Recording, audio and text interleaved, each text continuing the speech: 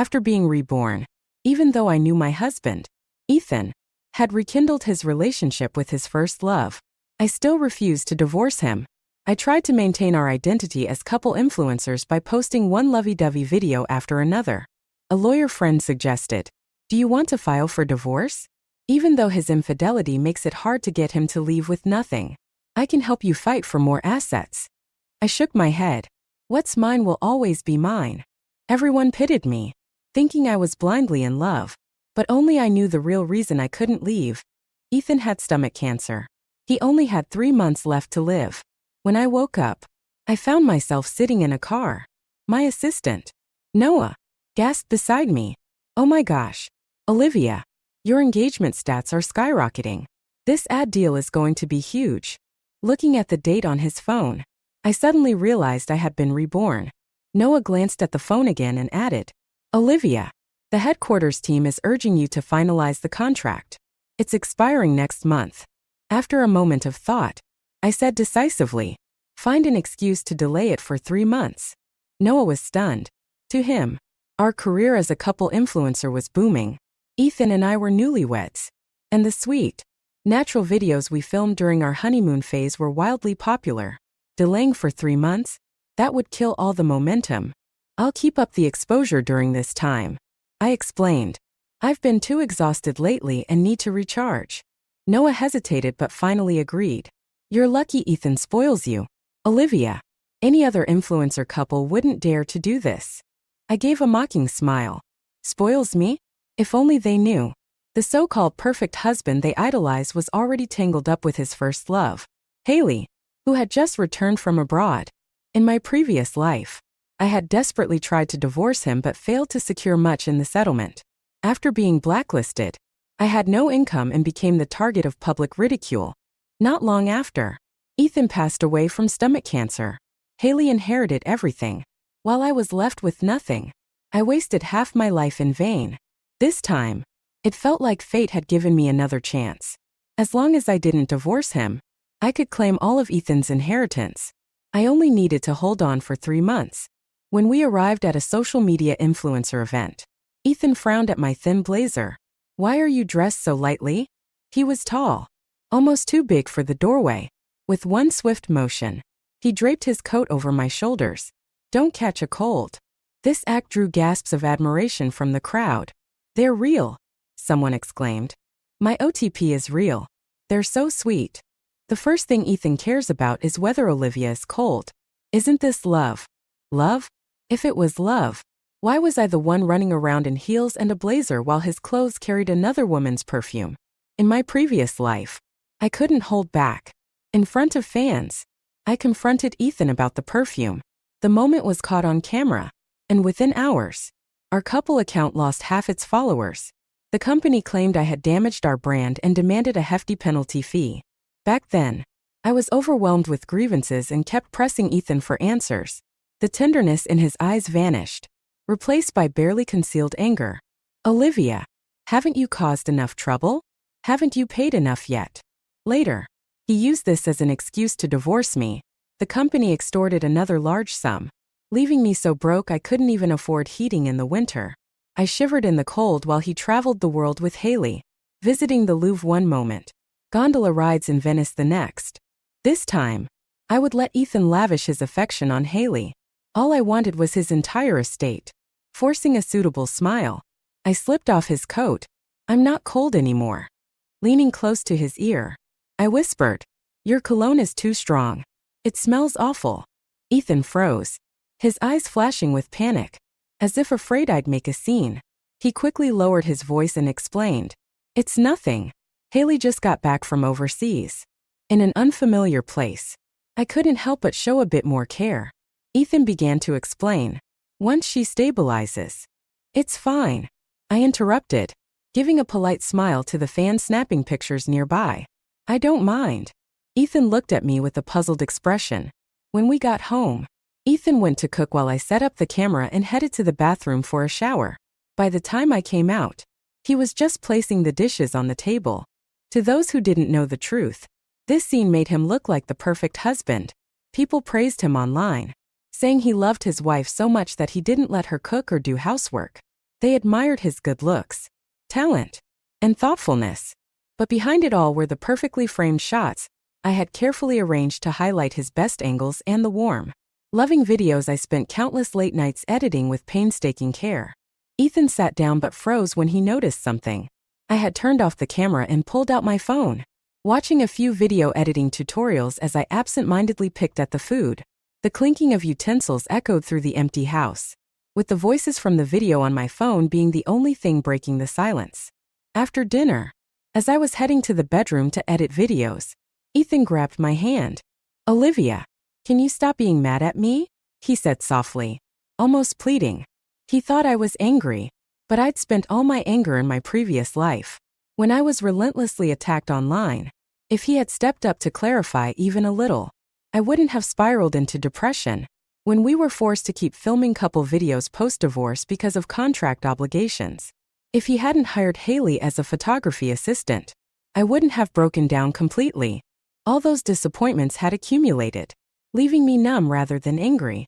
Ethan continued to explain. Haley's family went bankrupt. I just see her as the little sister from next door. When he saw that I remained unmoved, his grip loosened slightly, and his voice carried a hint of frustration. "Can't you have a little empathy? She's really struggling. You used to be such a kind, compassionate woman. How did you become so cold-hearted all of a sudden?" He didn't realize how gentle his eyes became whenever he mentioned the little sister from next door. I had no desire to argue further. As I turned toward the study, I let out a small laugh and said, Sure. Go ahead and take care of her." Not long after, I heard the sound of hurried footsteps descending the stairs. Checking my phone, I saw Haley had posted a photo of herself in a hospital getting an 4 drip. In the past, I would have gone to the hospital to demand answers. Now, I couldn't be bothered. Let him stay up all night comforting his little sweetheart. No wonder he died so young. Ethan didn't come home that night. But for once, I had a good night's sleep. A world without insults or ringing ears was something I hadn't experienced in a long time. The next morning, I calculated the timing and contacted the company to update the payment account to one under my name. I meticulously reviewed every contract to ensure there were no false expense claims on Ethan's part. Afterward, I uploaded a video I had edited previously. The footage was from a shoot not long ago, back when I didn't know about Haley. In the video, I was all smiles, holding our marriage certificate as if I'd grasped happiness itself. The clips transitioned seamlessly, from me in my wedding dress to Ethan in his tuxedo. We were laughing, genuine warmth radiating between us. The comment section was filled with congratulations and well wishes. I stared at the screen, suddenly feeling a deep sense of boredom. They didn't know that on the night we got our marriage certificate, Ethan hadn't even stayed home. I called him dozens of times, but he didn't answer. Where was he? Oh, right. He was at the airport, picking up his first love. A cold draft made me shiver, prompting me to get up and close the window. Rain had started to fall. Later that day, I contacted a friend in the insurance business to add several additional policies for Ethan. After confirming multiple times that stomach cancer deaths were covered under the claims, I signed the paperwork. I was the sole beneficiary. By the time I left, it was already evening. My friend, relieved to have closed a deal, insisted on treating me to a nice dinner. "You're such a busy person now," my friend teased. "We barely see you all year. You must be making a fortune." I let out a bitter laugh. If it weren't for my recent checks of the finances, I wouldn't have discovered how much money Ethan had secretly hidden away. A $15,000 ad deal. He told me it was only $3,000 and gave me half, $1,500. But when I reviewed the transfer records, I saw that the entire $1,500 had been sent to Haley. I had to admit, he balanced those 2 bowls of water perfectly. I glanced out the window and saw Ethan walking by. His face was flushed, his steps unsteady. He looked feverish. In the past, even the slightest sign of illness in him would send me into a frenzy of care. I'd hover over him like an ant on a hot stove, meticulously attending to his needs and consulting my doctor friends for tips on how to make him recover faster. Back then, he'd coax me gently. "Olivia, get some rest. If you fall ill, it's not worth it." But now, I turned away. pretending not to see him, and continued chatting enthusiastically with my friend. Even so, I could feel his gaze lingering on me. As we headed out the door, I suddenly heard him call my name. Turning around, I saw Ethan standing behind me. I hadn't noticed when he'd gotten there. His voice was as gentle as ever, just like it had been on our wedding day. I had once believed he was inherently kind and tender, unshaken even by the biggest storms. But just a few days ago, I overheard him on the phone with Haley, anxiously asking about her health. For the first time, his calm composure cracked. Now, he spoke softly again. "It's been a long time since we went for a walk together. Want to go?" I found it laughable. Newlyweds were supposed to be in their honeymoon phase, yet he had spent his time with another woman. And now, amidst his busy schedule of taking care of her, he managed to squeeze in a moment for his wife, inviting me for a winter stroll in the freezing cold. "No thanks. It's too cold. I'm heading back." I had no intention of braving the chill, only to end up with frostbite like before, sitting in the car. Though, my mind betrayed me, wandering back to memories of when Ethan and I first fell in love. We used to walk together on snowy streets, the snowflakes falling gently like a soft veil. Ethan would wrap his coat around me, and I'd hear the soothing rhythm of his heartbeat. Thankfully, the touch of the fingerprint lock snapped me out of it as I reached the front door. Back in the study, I opened my laptop and started working with the video footage I had on hand. Those memories, those feelings, they were all illusions. The only thing reliable in this world is what you can hold firmly in your hands. Before long, Ethan came home. He knocked on the door to my study and, in a voice tinged with grievance, said, "Olivia, I'm sick." My thoughts were still elsewhere when I instinctively replied, "Then go to the hospital. I'm not a doctor." He paused for a moment. Then, seeing that I didn't react further, his frustration bubbled over. "You're not like this. You used to take care of me whenever I was sick. You used to put me first in everything. What's happened to you?" "What's happened to me? I've learned my lesson. What did putting him first ever get me? It got me dragged into endless online scandals, publicly humiliated. When I sought the truth from him, I got nothing but his impatient scorn. Look at yourself. You're a mess. Stop acting like a crazy woman every day. You're embarrassing to be around." He had used love to drive me to madness, then despised me for it. And now, when I no longer loved him, he had the audacity to cling to me. How absurd. In a soft voice, I replied, "Don't overthink it. Go to bed early. Even if I fuss over you, your illness won't heal any faster." He stood silently behind me for a long time, saying nothing. These days, I focused on my work and studies. I didn't know when Ethan went out, when he came back, or where he went. I never questioned these issues. I only called Ethan back when I ran out of video footage and needed more to post. Sometimes, after we finished filming another warm and loving video, I could sense that he wanted to say something to me. But before he could open his mouth, I would turn and go back to the study to continue editing. Whenever I felt too tired to keep going, I would look down at my hands. They appeared smooth and beautiful, untouched by hardship. Once, I had dreamed of going to Iceland. Ethan had promised to take me there. Now, I still wanted to go, but with my own hands. I would make it happen. Sometimes, I could hear his footsteps pacing outside the study door. Other times, I could tell he lay awake in bed for a long time, waiting for me. Yet we said nothing to each other. I was exhausted. Learning kept me busy, and work wore me out.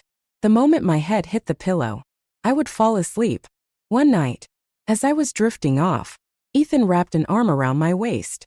I recoiled like I had been touched by a venomous snake, moving far away from him. His face went blank. "You're avoiding me," he said softly. Half asleep, I mumbled dismissively, "You're overthinking it. I'm just too tired." Ethan lowered his gaze, a trace of sadness crossing his face. But I didn't have the time or energy to care. There was still so much I needed to do. Things became busier after that. The company asked both of us to visit headquarters, promising a surprise. When we arrived, I discovered it was a celebration for our account's 4-year anniversary.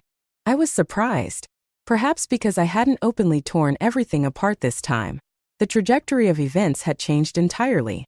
As we stepped inside, a large screen displayed our wedding photo. Then, a video began to play. Behind-the-scenes footage I hadn't published. In one clip, Ethan was holding a bowl and chopsticks, but they slipped from his hands, shattering on the floor along with the rice. He looked devastated. "It's my fault. I messed up again." I patted his head reassuringly. "It's fine. 3 takes aren't a big deal. Even big-time directors shoot a dozen takes for a single scene. Let's keep trying." The scene shifted to the early days of our account. Ethan and I were lying side by side on the couch, staring at our phones. Every few seconds, one of us would reach up to refresh the page. "Why is it still stuck at 99 followers?" I muttered, frustrated. Ethan, seeing how down I was, pulled me into a hug. 99 is great.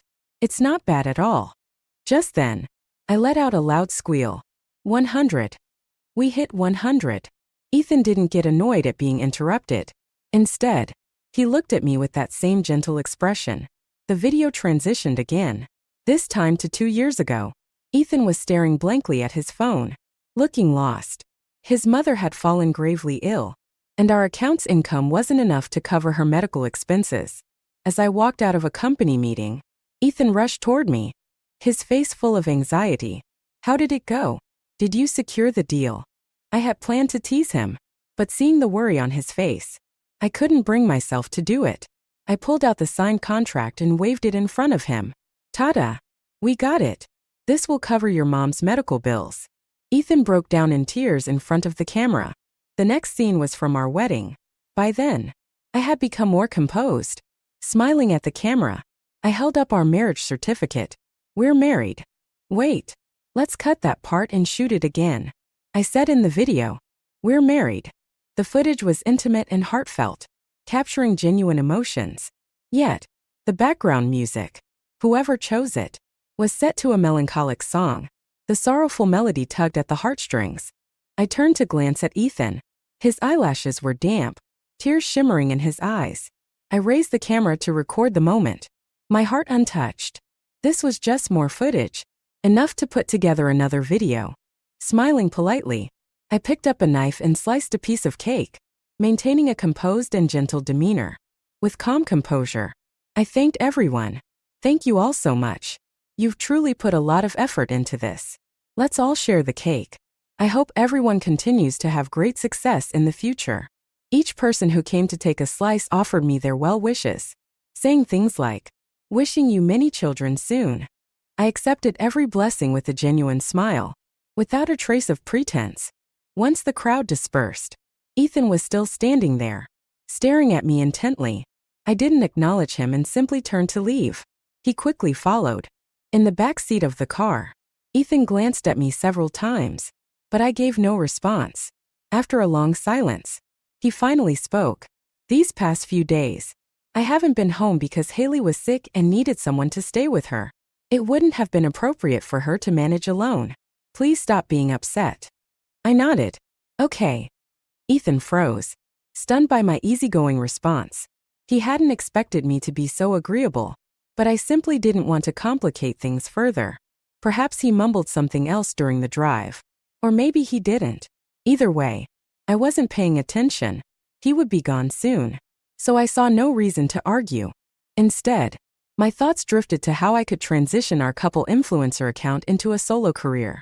After this contract, it might be better to work independently. Ideally, I'd ride the wave of Ethan's remaining popularity for one last boost before shifting into being a travel influencer. The thought of future success brightened my mood. Even my steps felt lighter as I walked upstairs.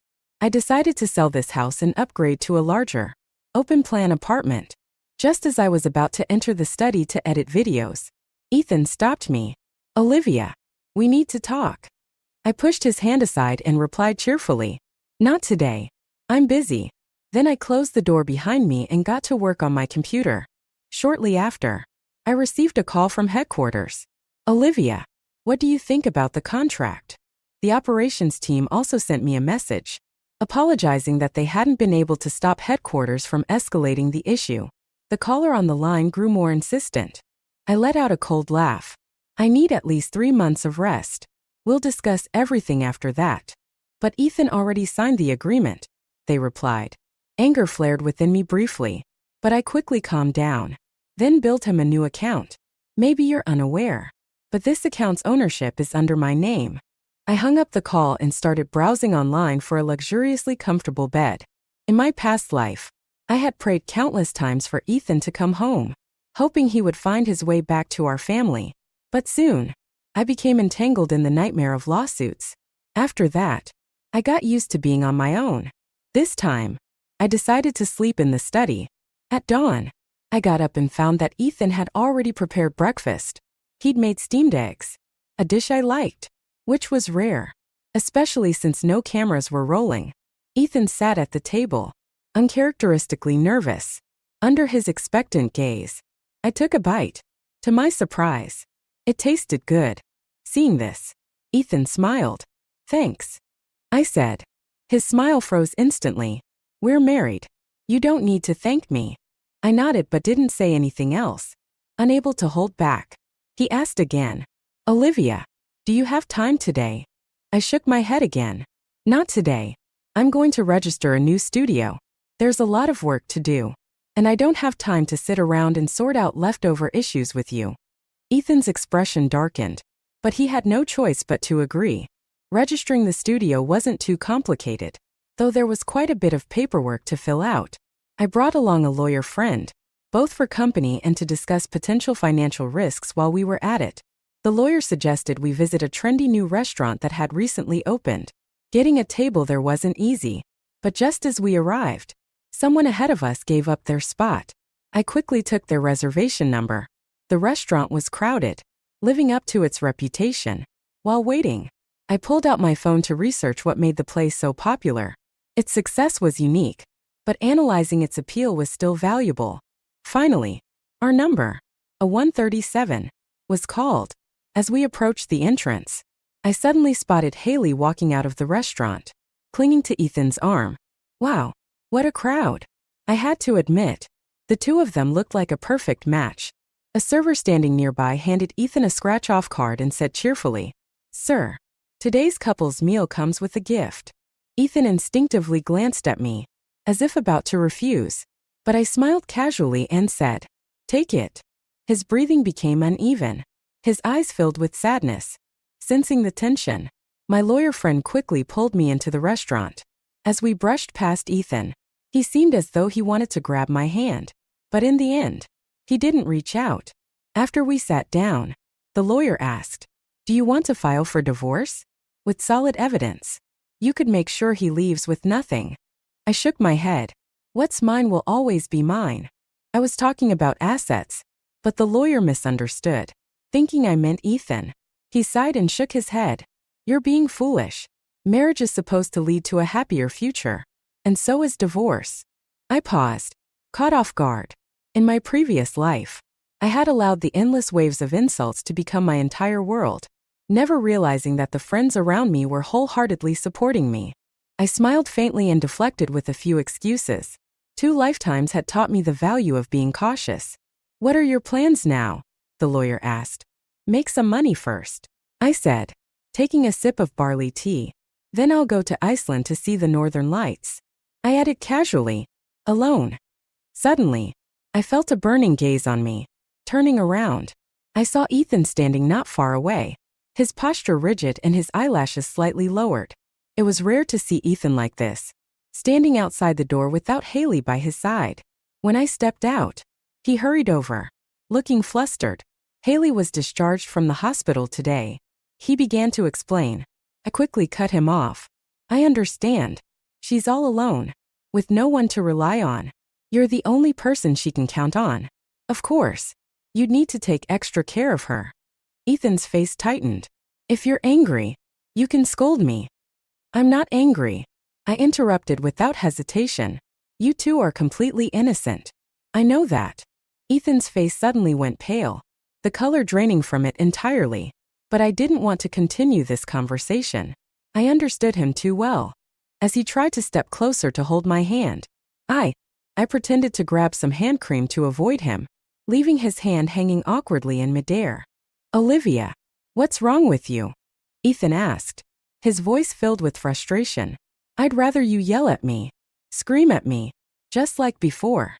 I acted as though I hadn't heard him, but he wouldn't give up. "Olivia, let's go to Iceland together. Let's see the northern lights. Isn't that something you've always wanted to do?" Feigning surprise, I gave him a smile. "Sure. Let's go in 2 months." Ethan sighed in relief, his smile relaxing as he nodded eagerly. I smiled back too.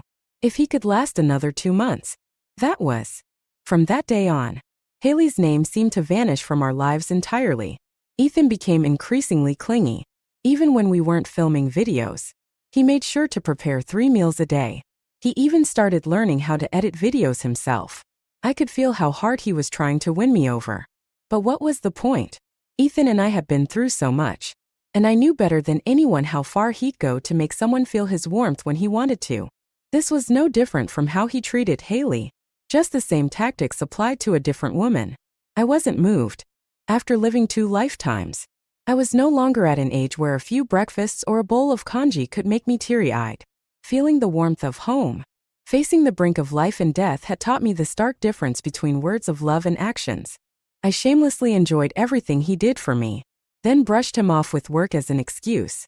The studio was progressing smoothly. I still had enough anniversary content to last another couple of posts, but my plans to transition away from couple content weren't gaining traction. Most of our followers weren't interested in my personal endeavors. They only cared about watching sweet love. The new accounts we created failed to meet our traffic expectations. We suspected the original company was secretly blocking our reach. The operations manager grew anxious and asked, "Olivia, should we keep going?" I smiled and replied, "Of course. Why wouldn't we? We just need to change our strategy. Don't put all your eggs in one basket." As a couple influencer, my comfort zone was relationships, so I began branching into relationship analysis, anonymous advice forums, and late-night ASMR. But I knew the key was to avoid stagnation. I gathered management models from my lawyer friend and spent countless hours analyzing what made viral videos successful, working overtime day after day. Half a month later, Ethan finally snapped. He slammed a plate of food onto the table, his face cold. I muttered a quiet, "Thank you," and picked up my chopsticks. Suddenly, he banged his fist on the table. "Olivia, I've done everything for you. I've worked myself to the bone. Even a stone would have been moved by now. Haley and I have nothing to do with each other anymore. What more do you want?" I glanced at him coolly. So, he did know that his messy entanglement with Haley was wrong. Yet, he still did it. All his previous excuses crumbled under their own weight. It was nothing more than self-deception. I took a sip of tea, my expression indifferent. "Ethan, I remember when you used to be kind, considerate, and empathetic. Look at what you've become now." He tried to retort, but I cut him off. "My studio is just getting started. Do you know how difficult it would be without me?" I shook my head, disapproving. "You're being incredibly childish." Ethan was left speechless, his mouth opening and closing as if searching for words. I quickly finished my breakfast, grabbed my briefcase, and headed out. "I'll be working late tonight. Don't bother making dinner," I said over my shoulder. Before closing the door, I shot him a faint smile. "Take some time to calm down." There was no need for Ethan to work so hard to win me over, just as I shouldn't have tried so hard to please him back then. But when you're in the thick of it, it's hard to see that the love built on whispers and soft smiles had already been drained away, just like his life was now. As I got into the car, ready to leave, the back door suddenly opened, and Haley climbed in. Her heavily made-up face couldn't hide how pale she looked. Before I could say anything, Haley extended her hand with a smug expression, showing off a bracelet. "Ethan bought this for me." I just glanced at it, and he immediately got it for me. I glanced in the rearview mirror at the bracelet. It was something I had once wanted as well, but back then, it was too expensive for me to afford. Later, when I could afford it, I no longer cared enough to buy it. Seeing that I wasn't reacting, Haley brushed her hair back to reveal a pair of gemstone earrings, expensive and rare. I patiently watched as she proudly displayed her treasures like a jewelry merchant, waiting for her to run out of things to show before she finally got to the point. "Thank you for taking care of Ethan while I wasn't around." But his heart belongs to me. You should divorce him and give him back to me. I wasn't wearing a ring or any jewelry. I had dressed simply in flat sneakers for driving. Yet, somehow, Haley seemed to shrink in my presence. Calmly, I replied, "If I were you, I'd use evidence of our time together to demand some money from him." Haley scoffed. "Ethan says he loves me. He's going to divorce you. You're the only obstacle in our way." I tilted my head slightly. "He's never mentioned divorce to me." Her face froze. I handed her my phone. "You can call him and ask yourself." Haley took the phone with trembling hands but didn't dial. I added calmly, "What do you think you can offer him? Stability? Financial support? Or do you think being his so-called first love gives you the right to barge into his marriage? He's told me he loves me too. But I know I won't be the last woman he claims to love. And you won't be either. Assuming he even lives long enough. I don't believe you. Why hasn't he contacted me? Did you do something to keep him away?" She cried, her voice breaking. I turned to look at the devastated Haley. "If you'd like, I can help arrange for you to meet him so you can talk things out. But I hope you keep your relationship drama out of my life." At that moment, I heard a noise. Turning around, I saw Ethan standing outside the car, his face pale as a sheet. Without a word, he grabbed Haley and dragged her out of the car. "Who told you to come here and bother her? Get out." Haley struggled but eventually left after Ethan's outburst. He turned back to me, scrambling to explain. "I didn't ask her to come. She came on her own." I gave him a cold glance. "And does that make any difference? Isn't this mess something you brought into my life? Regardless of how it happened." Without waiting for a response, I started the car and drove off to the studio. For the next week, I threw myself into work, staying at the studio and even sleeping there. When I finally came home, I was greeted by the stench of alcohol. The house was a mess. Ethan was sitting on the floor, unkempt and disheveled, with bloodshot eyes. When he saw me, he froze, then stumbled toward me, his gaze unfocused. "It's real," he mumbled, grabbing my hand. "This isn't a dream. You're really back. Why didn't you say anything? You just disappeared." He trailed off, his expression turning blank. It seemed to hit him then, the way he had disappeared to stay with Haley, with no explanation or contact, only to reappear later as if nothing had happened. And now, he was experiencing the exact same thing. Ethan trembled as he leaned closer to my ear and left a cautious kiss, the strong smell of alcohol clinging to him. I felt nauseated. "I'm tired. Don't touch me," I said flatly. His eyelashes glistened with moisture as he lowered his head, pressing his lips to the side of my neck. "I miss you," he whispered. I pushed him onto the bed, stepped out, and closed the door behind me. "Take some time to calm down." Ethan stared at me in shock, unable to believe I had locked him inside the house. "Olivia, let me out," he shouted. I didn't respond. After a while, I heard sporadic noises from the room. Only when the sounds quieted down did I open the door. Ethan was lying on the floor in a disheveled state, his expensive clothes stained with blood. The people who idolized him as the perfect husband, didn't know the truth. The perfect man they revered had tangled himself with Haley the moment she returned. But as life approached its final stage, even the strongest became unbearably fragile. Ethan was admitted to the ICU. When I saw him again, he was holding a lab report. As I entered the room, he gave me a pitiful smile. "Olivia, we could have been happy, right?" he asked. "Right." "No," I replied firmly. "Even without Haley, there would have been someone else. Maybe it would have been Alice, Amy, or any number of women whose names I don't even know. You, Ethan, are like a bird that perches briefly on the branches of women's lives before flying off to the next one. Haley was just the most recent branch." Ethan's gaze lingered on me, his eyes filled with longing. "Olivia, will you come back to see me?" My feelings toward him were complicated. I had loved him and hated him. But now, as he was truly nearing the end, none of it seemed to matter anymore. "Maybe," I said nonchalantly, clapping my hands as I turned and walked out of the hospital, moving against the flow of people. Ethan passed away 2 weeks later.